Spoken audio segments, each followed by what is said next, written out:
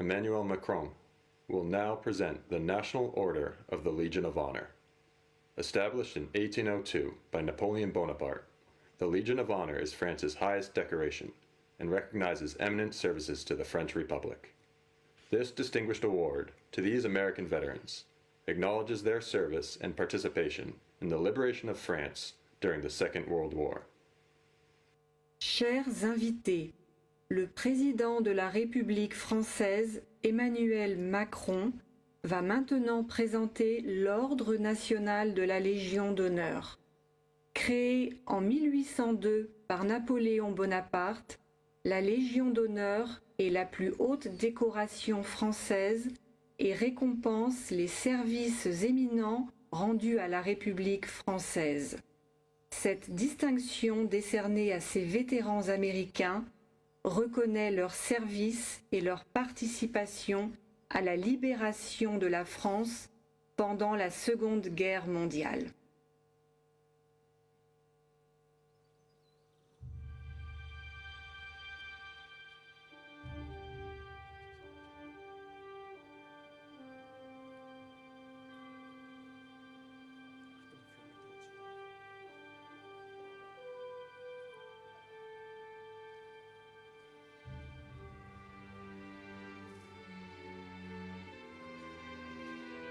Monsieur Hilbert Margol, au nom de la République française, nous vous faisons chevalier de la Légion d'honneur.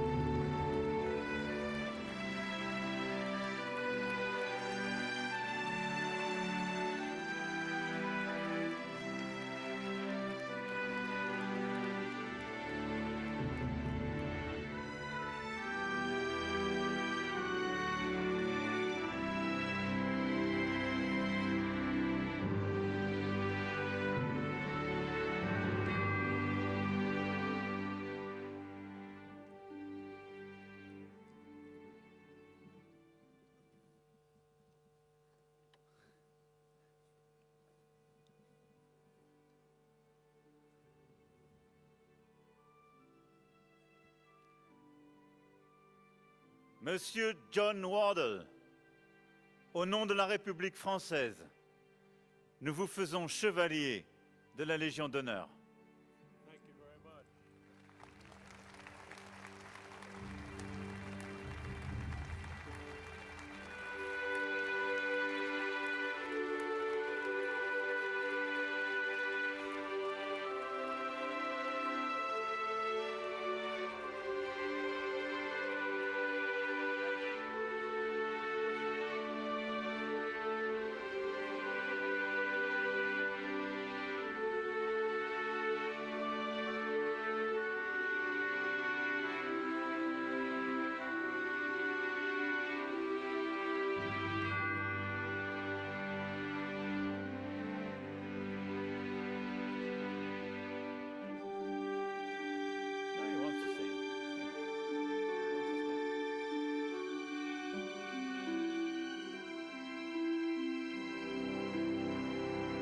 Monsieur Robert Pedigo, au nom de la République française, nous vous faisons chevalier de la Légion d'honneur.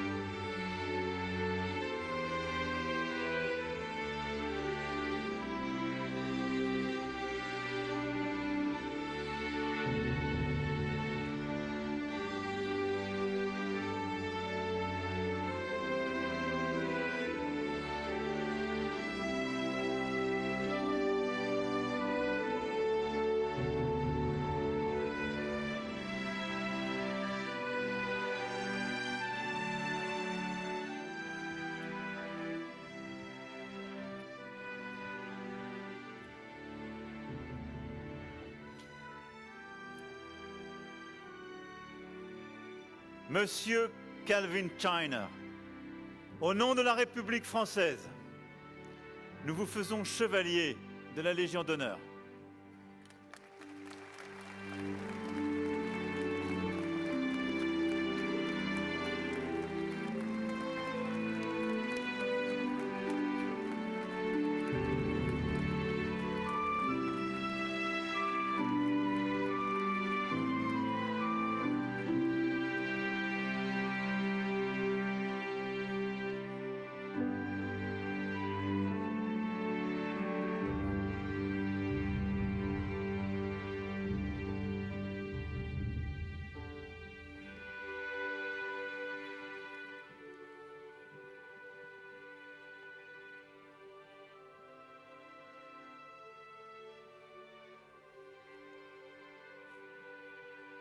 Monsieur Edward Berthold, au nom de la République française, nous vous faisons chevalier de la Légion d'honneur.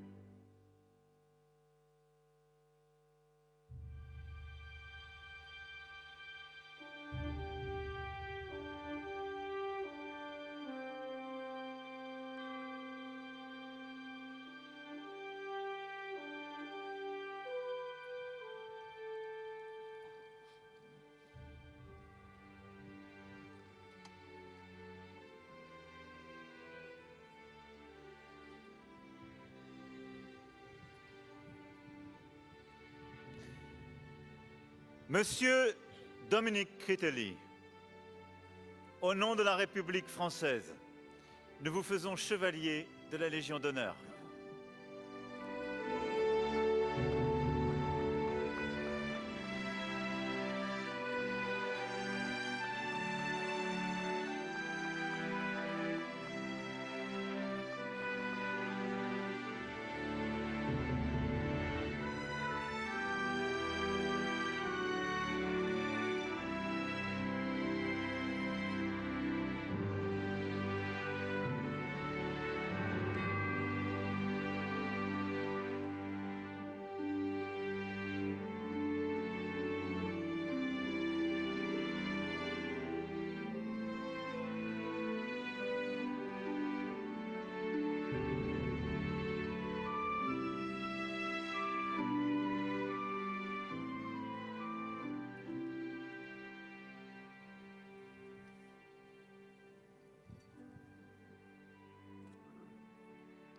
Monsieur Bill Cassassa,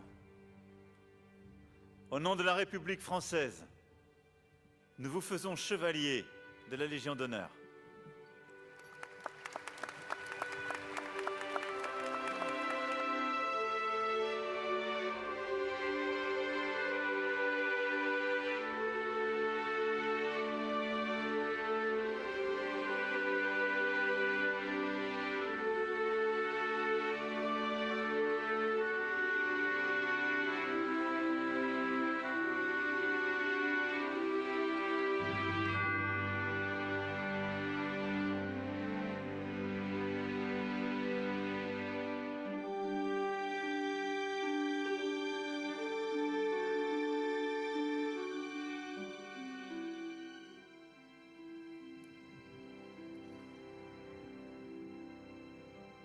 Monsieur Victor Chani, au nom de la République française, nous vous faisons chevalier de la Légion d'honneur.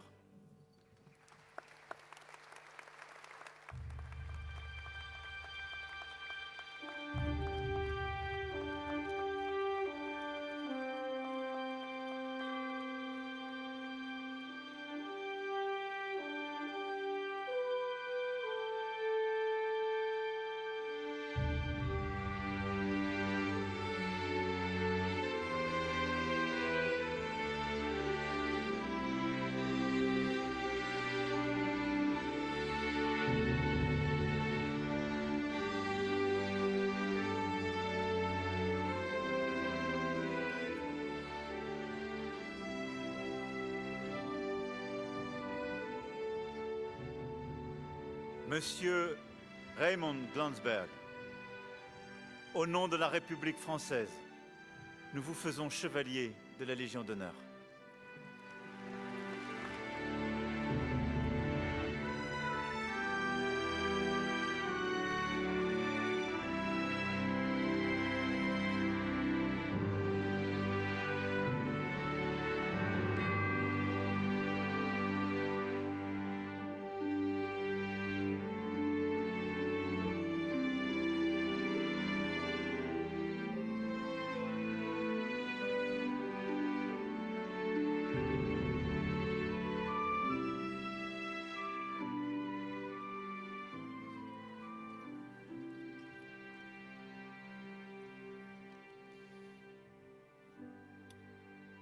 Monsieur Richard Stewart,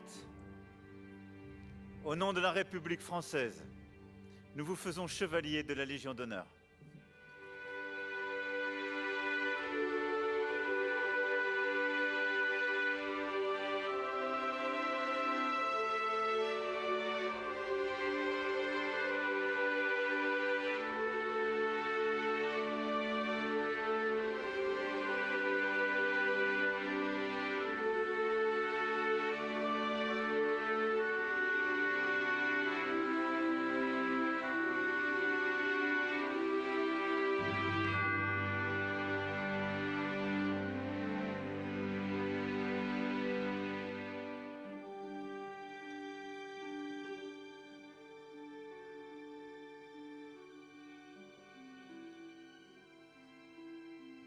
Monsieur John Kenyon, au nom de la République française, nous vous faisons chevalier de la Légion d'honneur.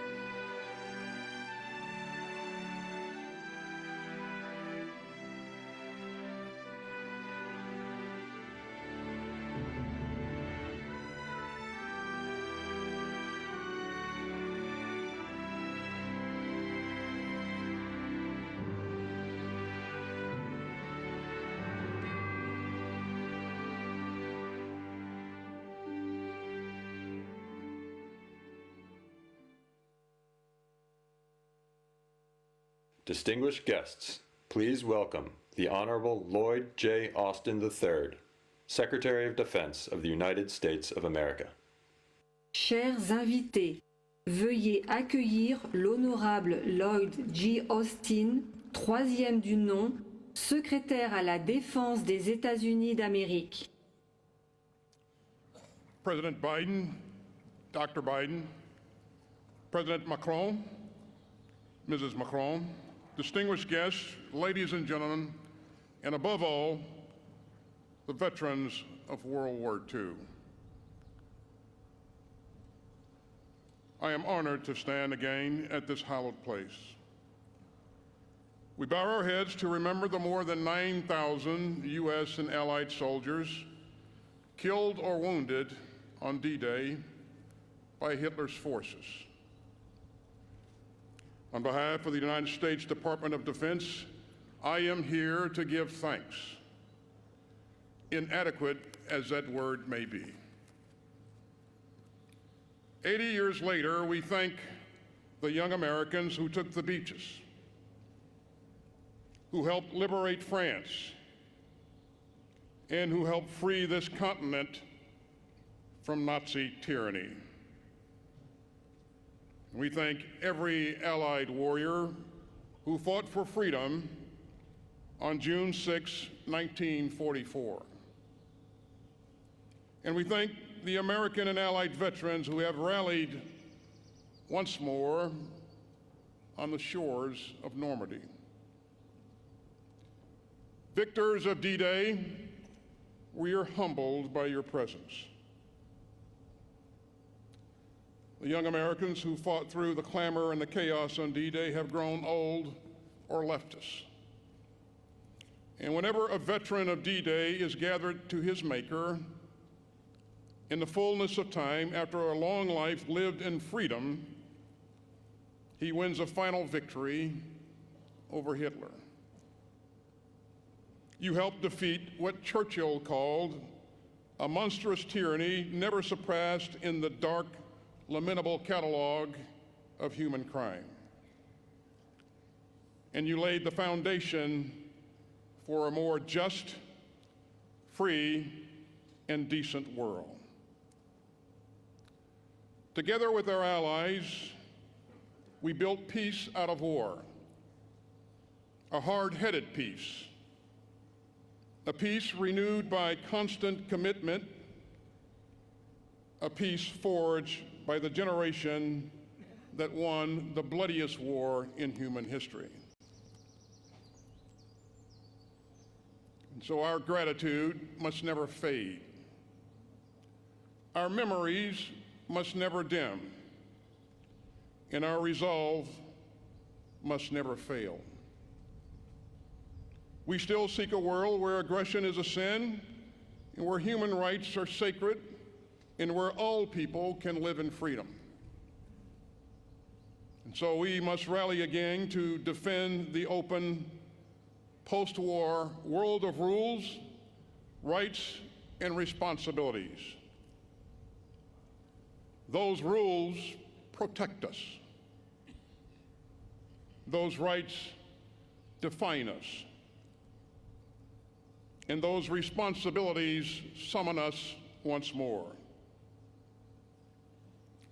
At this hinge in history, we must again stand firm against aggression and tyranny.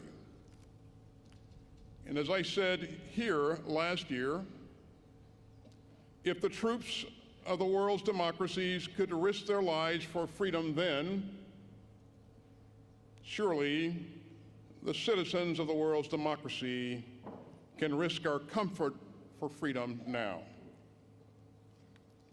So let us again uphold the spirit of D-Day. Let us again defend the principles that the Allied armies carried. And let us again thank the heroes of D-Day who kept freedom alive for us all. You saved the world.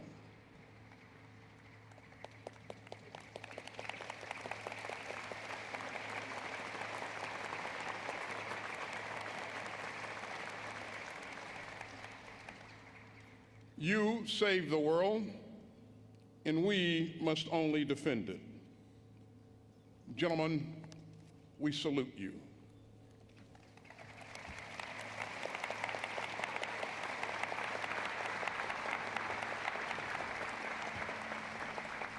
May God bless the American and Allied troops who fought here.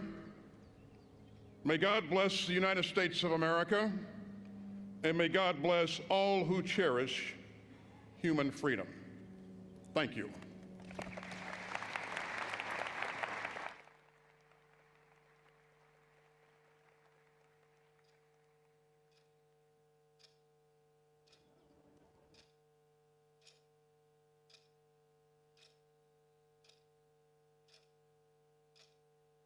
Papa, what was it like on D-Day?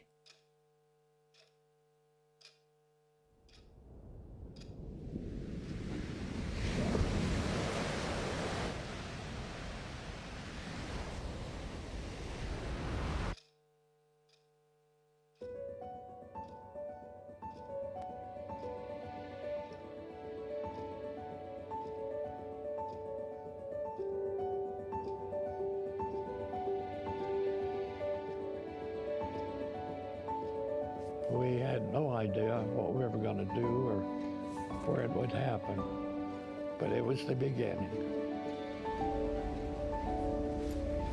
It was a very decisive battle for us because our mission was to establish ourselves on the beach.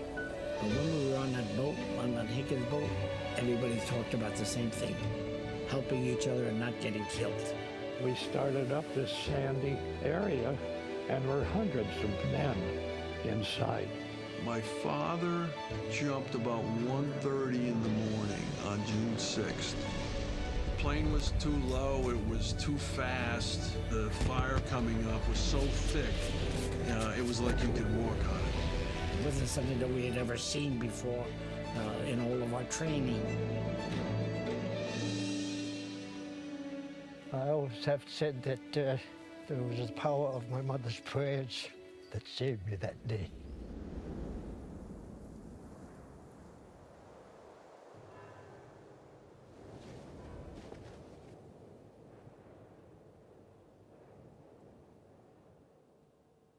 And it gets to me thinking about it.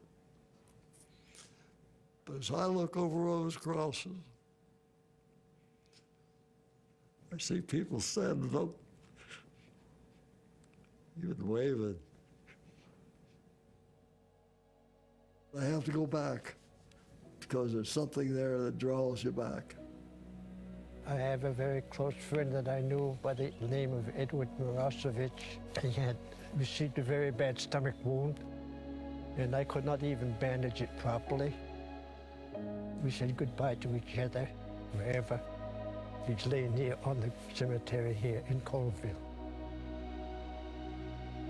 I think of the many men here that paid the ultimate price for the freedom of Europe. Young people want to know and need to know.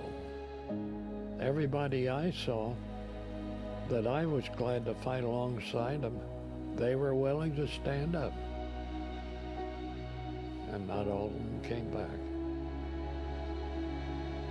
And they all have a story to tell. And it's our responsibility to tell those stories. People will not be forgotten as long as we keep talking about them.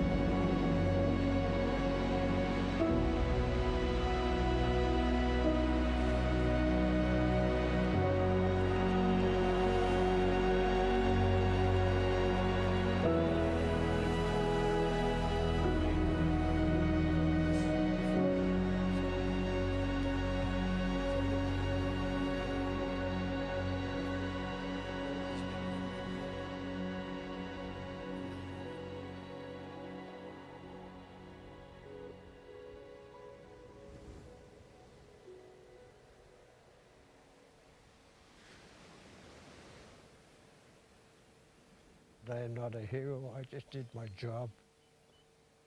The real heroes are laying here on the cemeteries. These are our heroes, and we should never forget them.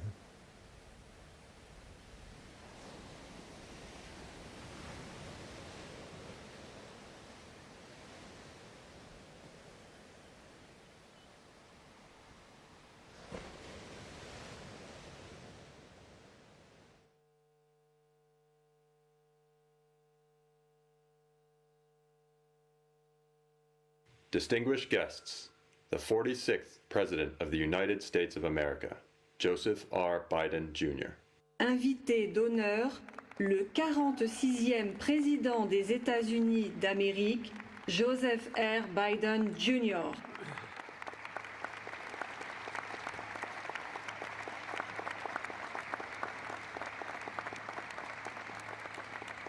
The hour had nearly come. Monday, June 5th, 1944. The evil of Hitler's Third Reich was devastating the world. Nazi Germany had subjugated the once free nations of Europe through brute force, lies, and twisted ideology of racial superiority. Millions of Jews murdered in the Holocaust.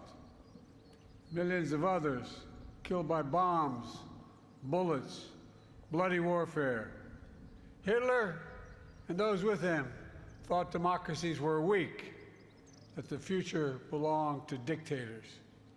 Here, on the coast of Normandy, the battle between freedom and tyranny would be joined. Here, on that June morning, the testing was at hand. President Macron, Mrs. Macron, Secretary Austin, Secretary Blinken, distinguished guests, most of all, our honored veterans who met that test at the ages, the test of ages to that moment, 80 years ago today.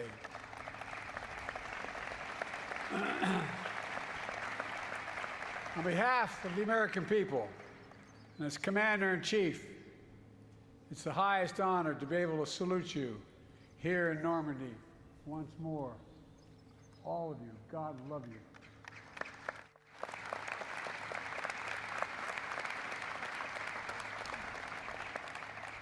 Winston Churchill called what happened here, quote, the greatest, most complicated operation ever, end of quote.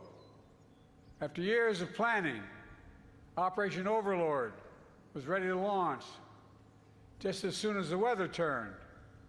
Across the choppy English Channel, the Supreme Commander of the Allies, Dwight D. Eisenhower, waited. The largest force ever of its kind, built by 12 nations. Men, guns, planes, naval craft of every description waited. The world, captive and free, waited. Finally, Eisenhower's forecaster said there was a window in the weather. It would open briefly on Tuesday, the 6th of June. The general weighed the options and gave the order. At dawn, the Allies would strike. The great crusade to free Europe from tyranny would begin.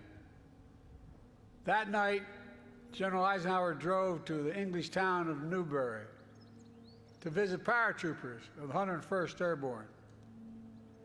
There were men from all over America. It was estimated that 80% of them would be killed within hours. That was the estimate.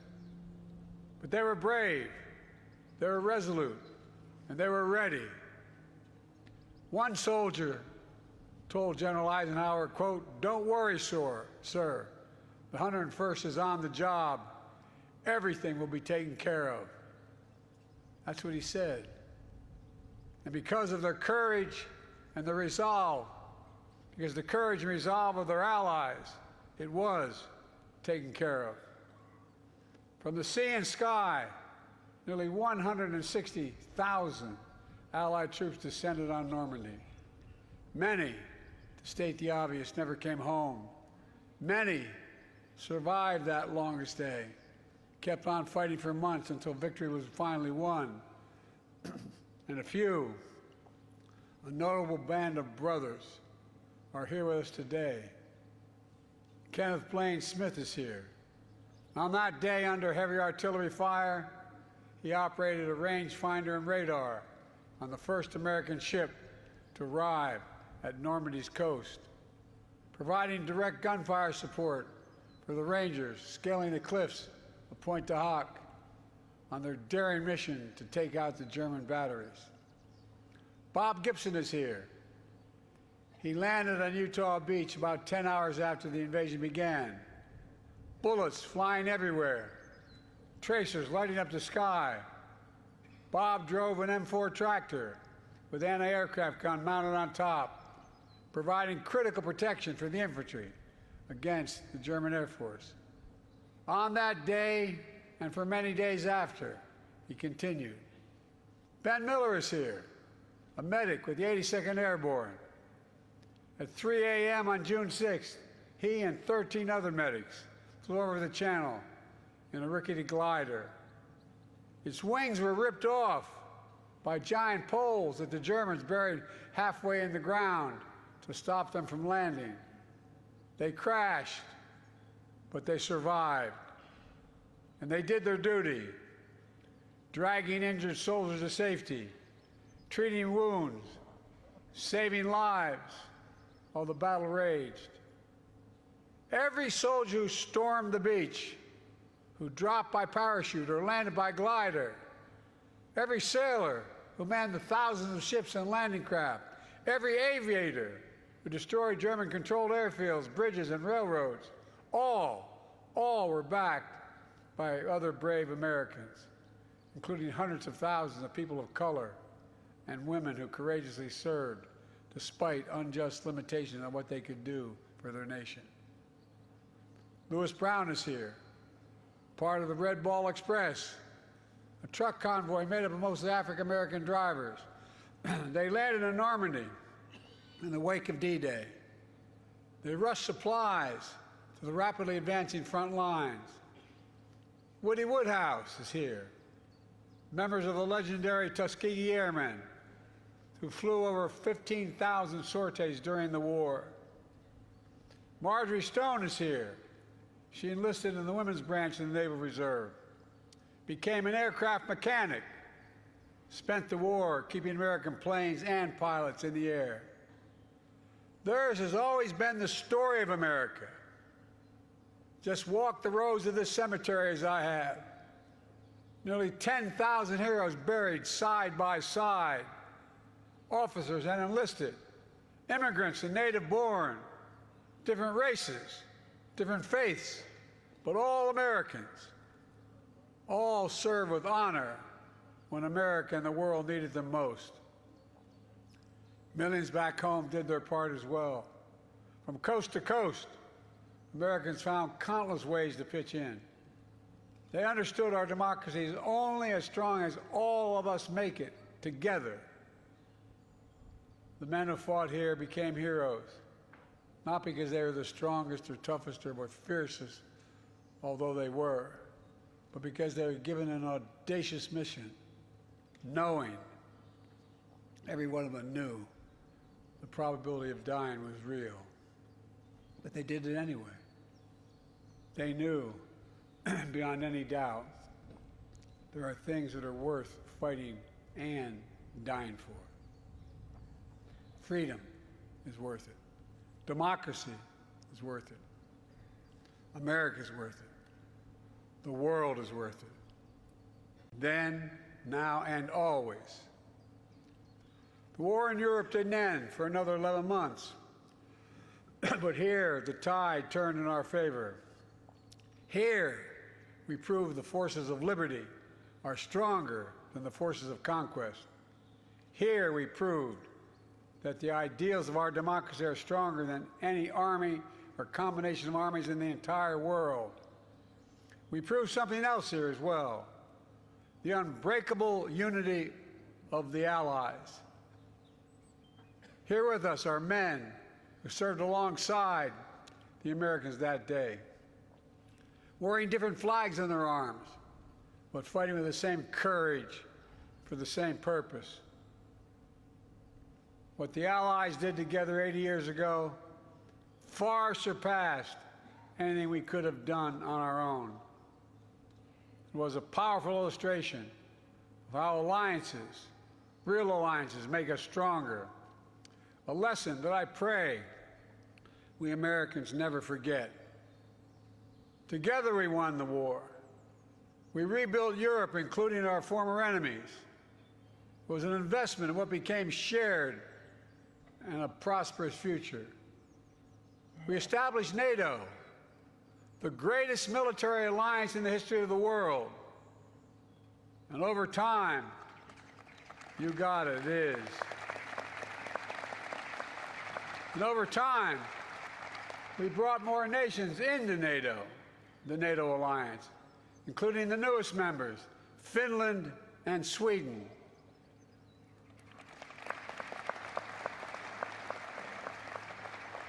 Today, NATO stands at 32 countries strong, and NATO is more united than ever, and even more prepared to keep the peace, deter aggression, defend freedom all around the world. America has invested in our alliances and forged new ones, not simply out of altruism, but out of our own self-interest as well. America's unique ability to bring countries together is an undeniable source of our strength and our power. Isolationism was not the answer 80 years ago and is not the answer today.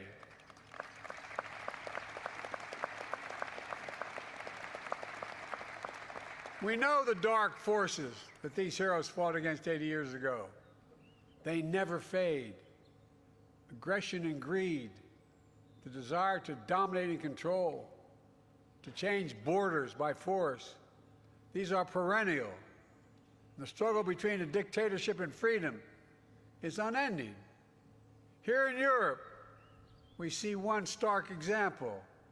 Ukraine has been invaded by a tyrant bent on domination. Ukrainians are fighting with extraordinary courage, suffering great losses, but never backing down.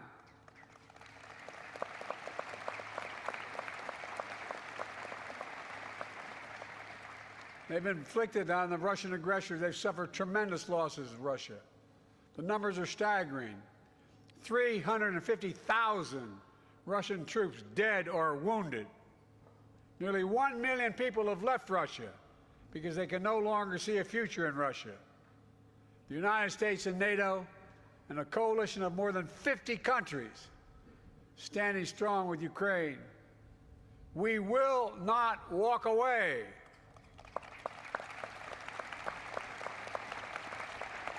Because if we do, Ukraine will be subjugated, and it will not end there. Ukraine's neighbors will be threatened. All of Europe will be threatened. And make no mistake, the autocrats of the world are watching closely to see what happens in Ukraine, to see if we let this illegal aggression go unchecked. We cannot let that happen. To surrender to bullies, to bow down to dictators, is simply unthinkable.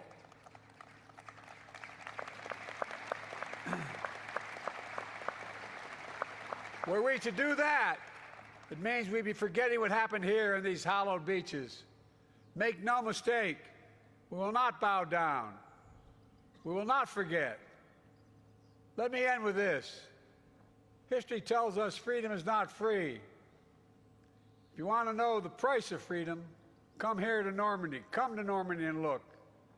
Go to the other cemeteries in Europe where our fallen heroes rest. Go back home to Arlington Cemetery. Tomorrow, I will pay respects at Pointe du Hoc. Go there as well and remember, the price of unchecked tyranny is the blood of the young and the brave. In their generation, in their hour of trial, the Allied forces of D-Day did their duty. Now the question for us is, in our hour of trial, will we do ours? We're living in a time when democracy is more at risk across the world than any point since the end of World War II, since these beaches were stormed in 1944. Now we have to ask ourselves, will we stand against tyranny, against evil, against crushing brutality of the iron fist? Will we stand for freedom? Will we defend democracy? Will we stand together? My answer is yes, and only can be yes.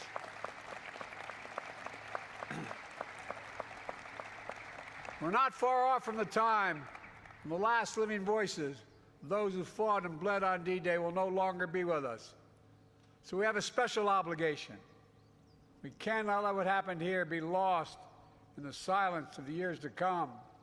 We must remember it, must honor it, and live it. And we must remember the fact that they were heroes here that day does not absolve us from what we have to do today. Democracy is never guaranteed. Every generation must preserve it, defend it, and fight for it. That's the test of the ages. In memory of those who fought here, died here, literally saved the world here, let us be worthy of their sacrifice.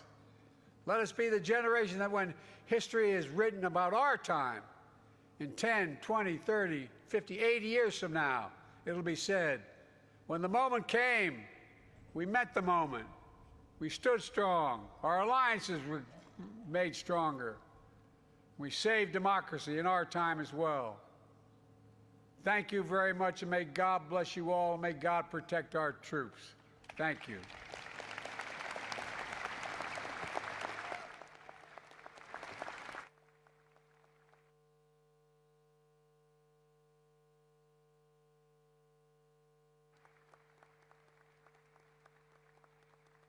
Distinguished guests, in honor of the veterans gathered with us today and those commemorated at this hallowed ground, Lieutenant Commander Catherine Miyamasu will now read the watch. Chers invités, en l'honneur des vétérans réunis avec nous aujourd'hui et de ceux qui sont commémorés dans ce lieu sacré, la capitaine de corvette Catherine Miyamasu